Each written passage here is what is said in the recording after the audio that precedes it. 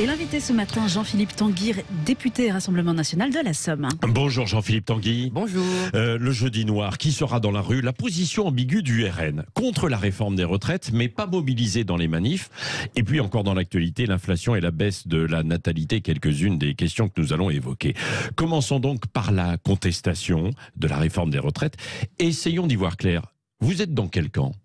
Ah mais nous on est dans le camp des Français, à savoir ceux qui travaillent dur, qui cotisent pour leur retraite et qui ne comprennent pas pourquoi cette réforme, une fois encore, s'attaque toujours aux mêmes, c'est-à-dire aux classes populaires et aux classes moyennes. Je pense notamment à ceux qui ont fait 2 ou 3 ans d'études, qui ont commencé à travailler entre 20 et 22 ans, qui vont cotiser, comme on l'a toujours dit depuis la présidentielle, 44 ans, alors que d'autres vont continuer à cotiser entre 42 et 43 ans. Bon, mais vous êtes opposé donc à la réforme des retraites, c'est très clair, vous venez de le dire là, mais vous n'irez pas manifester a priori ici, ou alors vous...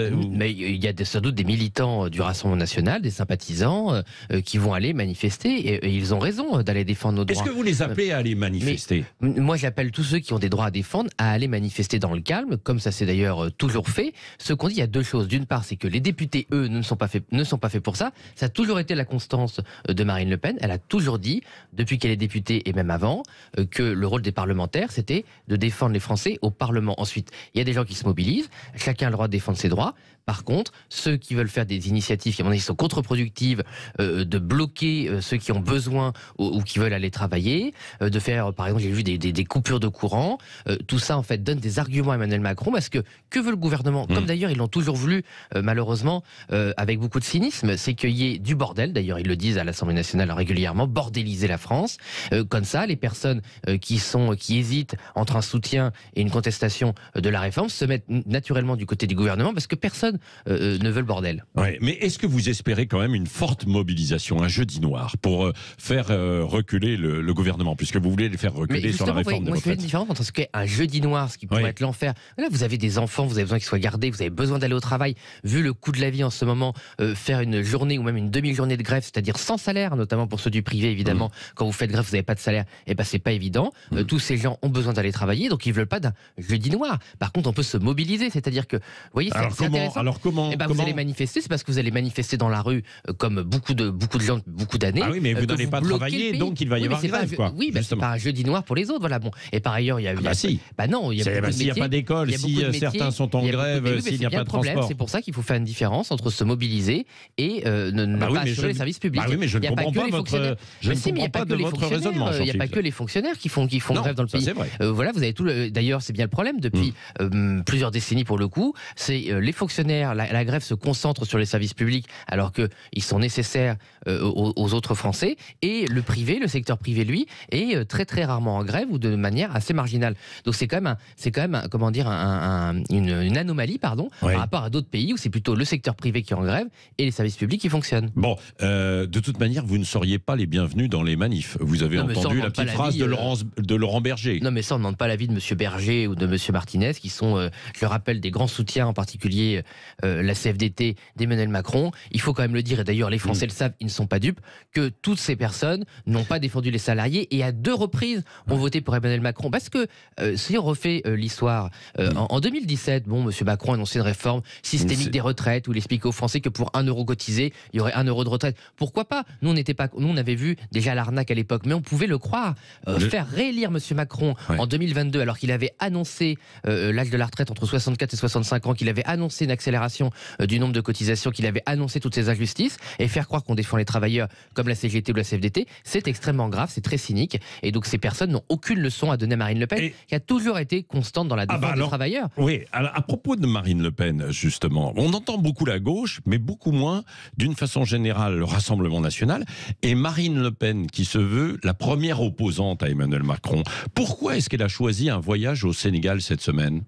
Bon, écoutez, je pense que ce voyage était prévu. Elle rentre demain.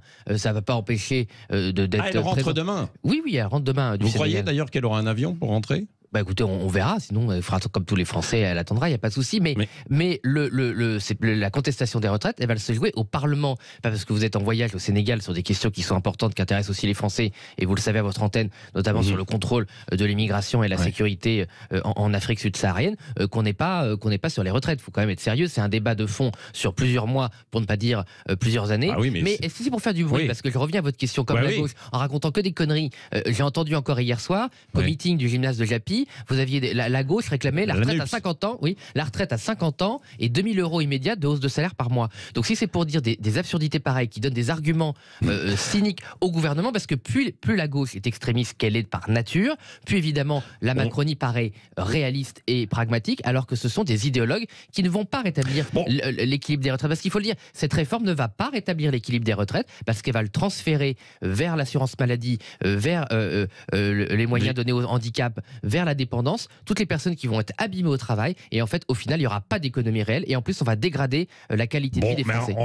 Alors certains sont plus en forme aujourd'hui, ils peuvent travailler jusqu'à 64 ans tout de même. Oui, j'ai entendu chez vos collègues quelqu'un qui disait que les artisans couvreurs par exemple avaient un exosquelette, voilà, et qu'il y a donc ils sont complètement déconnectés. Quand vous êtes Monsieur Patria, Monsieur Patria qui est sédateur, qui ose dire aujourd'hui qu'en 2022, quand vous portez des charges lourdes, c'est pas un problème parce que vous avez un exosquelette, c'est absolument lunaire à quel point on peut être déconnecté comme ça de la réalité des Français. Marine Le Pen, si elle a un avion, donc rentrera demain du Sénégal, est-ce qu'elle prendra la parole à l'issue des manifestations là?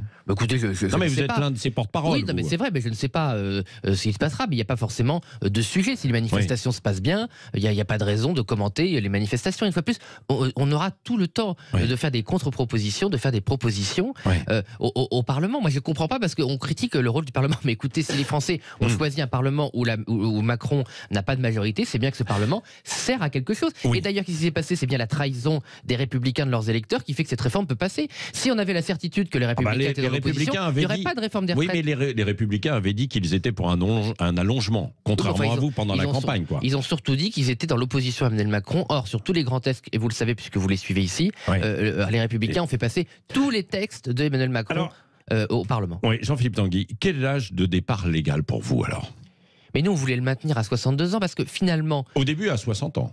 Oh bah c'était il y a longtemps, 60 ans, et même déjà, au début de la campagne, me semble-t-il. Non, c'était en 2017, pardon, mais même à l'époque, il y avait déjà la question de la durée de cotisation. Parce qu'en fait, on se rend bien compte que cette question d'âge légal, elle peut être très injuste. Ce qui compte, et je pense que ce qui intéresse vos auditeurs, c'est qu'on ait le droit à partir à la retraite quand on a cotisé dans le système suffisamment longtemps. C'est ça qui devrait ouvrir des droits. Or, si vous avez commencé à travailler à 16 ou 18 ans, si vous cotisiez 42 ans, vous partiez à 60 ans. C'était ça la réforme de Marine Le Pen. Ce qu'on a proposé là, c'est pareil. C'est en fait, vous partez selon l'âge duquel vous êtes entré dans la vie active. C'est des annuités, quoi. Mais bien sûr, c'est ça qui compte. Parce que, donc vous commencez à travailler à 25 ans, vous partez à 67, selon vous, alors. C'est déjà le cas aujourd'hui, de toute façon. Oui, c'est déjà le cas, donc ça ne change pas. Par contre, ça protège les personnes qui ont commencé à travailler tôt, mais par définition, parce que c'est aussi le raisonnement, souvent les métiers où on commence tôt sont les métiers les plus difficiles, les plus durs. Donc en fait, on évite aussi la technocratie parce qu'on fait des comptes pénibilité, on va mettre des critères.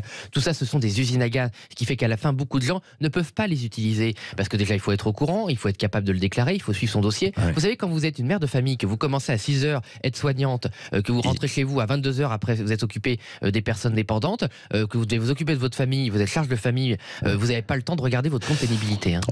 Et si un référendum pouvait trancher la question, non? Ah bah nous, on a toujours été pour, de toute façon, faire trancher les grandes questions par référendum. Et sur les retraites, donc, alors vous suivez Fabien Roussel, Nicolas Dupont-Aignan, oui, mais ça, c'est pas forcément une mauvaise idée.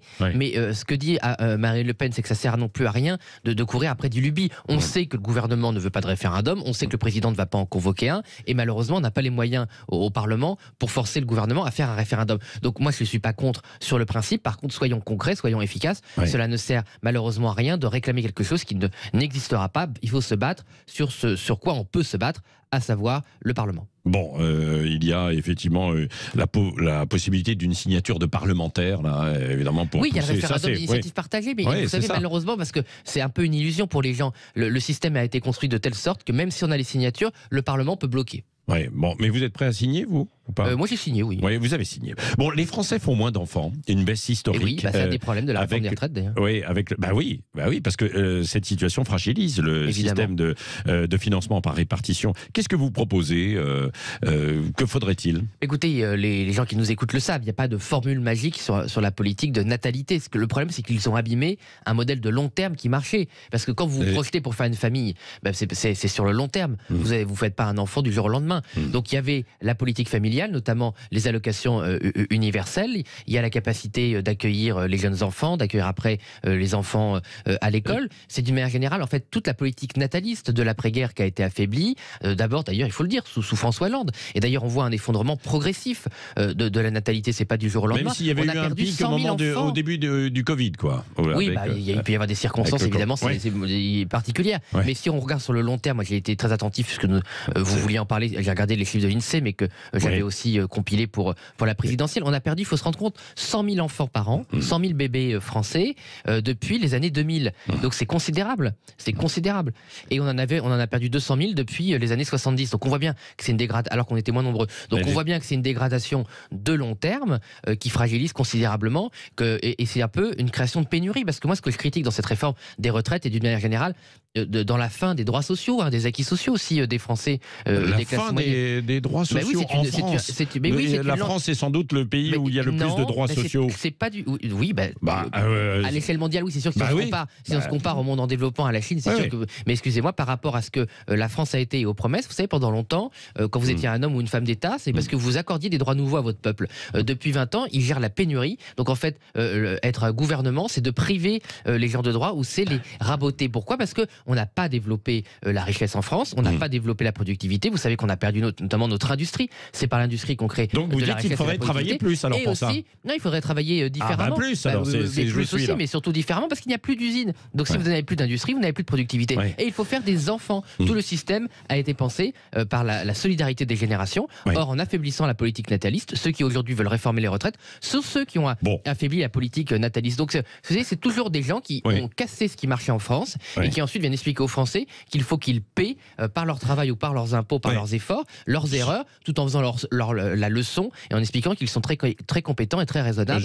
Ils ont tout cassé, y compris la politique nataliste. Jean-Philippe Tanguy, pendant la campagne que vous avez menée aux côtés de Marine Le Pen, et vous avez beaucoup travaillé, il y avait le panier inflation. Moi, je me souviens très bien de ce panier inflation. Alors, le pouvoir d'achat, justement, le gouvernement réfléchit à un panier inflation qui consisterait en un blocage d'une vingtaine de produits à prix constant, sans être obligatoire. Est-ce que vous militez, vous approuvez ce dispositif? Et vous l'avez dit vous-même, puisqu'il s'inspire largement de nos propositions. Une fois de plus, on ne va pas être dans la politique du pire, mais...